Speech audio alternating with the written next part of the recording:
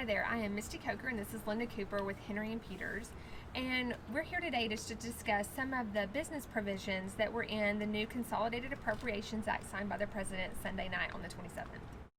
So first, Linda, tell us about how this new law expands on some of the payroll provisions for employers. Okay. One of the biggest thing is the employee retention tax credit, which we had in 2020, but they've extended it now till June the 30th of 21.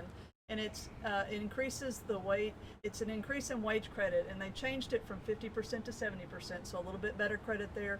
And it was a $10,000 limit per employee for the aggregate, and now it's a $10,000 limit per employee for the quarter, all the quarters. I mean, each quarter individually. And then secondly, the paid sick and leave credit that we've all used for our employees that have been out, that has now been extended to March 31st of 21. Can you talk about some of the new laws that went into effect regarding the current PPP loan program? Right.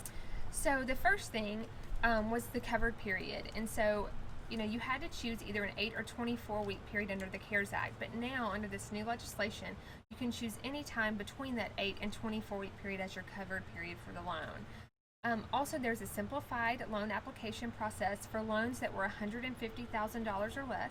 The application is going to be one page. The SBA should be releasing that application in the next month. There's no documentation required to be submitted with the application, although you should always keep your documentation for 4 years just to be safe. The idle advance no longer is going to be deducted from the PPP forgiveness amount, which it had been under the CARES Act. And then the last thing is the tax deductibility of the PPP expenses. So under the CARES Act, we know Congress intended that those expenses would be tax deductible and the loan forgiveness would be tax exempt. But the Treasury took a different position, indicating that those expenses would not be deductible. Well, this act actually kind of goes with what Congress intended, and it indicates that now those expenses will be deductible. So that is a big good thing for taxpayers. Yes. So tell us a little bit about new opportunities to borrow additional PPP funds. Yes, there are going to be new, we call them the PPP2 loans that will be available coming up very soon. And so those are available to previous borrowers and first-time borrowers. And there's some rules as to who qualifies. For the previous borrowers, you have to have 300 or fewer employees. You have to use the money that you already got in the previous PPP loan. And you have to be able to demonstrate a 25% reduction in gross revenue in any 2020 quarter compared to 2019. And for the first-time borrowers, you can have less than 500 employees as long as you currently qualify for SBA loan. And it's available for pretty much any type of entity, a sole proprietor, independent contractor, self-employed, or not-for-profits, including churches. And there's also some special provisions for accommodation and food service operations with 300 or fewer employees per physical location. Can you talk about some of the changes to the new PPP loans compared to the previous loans?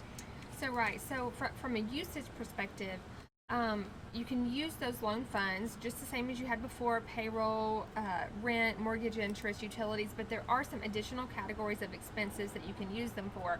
I won't go through them here, but there are some additional ones out there. And then also, as far as calculating how much you can borrow, it's going to be the same as before, 2.5 times average monthly payroll, but this time the maximum loan amount is $2 million. And then for some of those hardest hit businesses in certain industry classifications, such as hotels and restaurants, you can calculate yours at 3.5 times average monthly payroll, but again, up to a maximum $2 million. So those are just some of the highlights on the business side. Obviously, there's lots more in the Act that we have not covered, but check out henryandpeters.com for more information and let us know if you have any questions.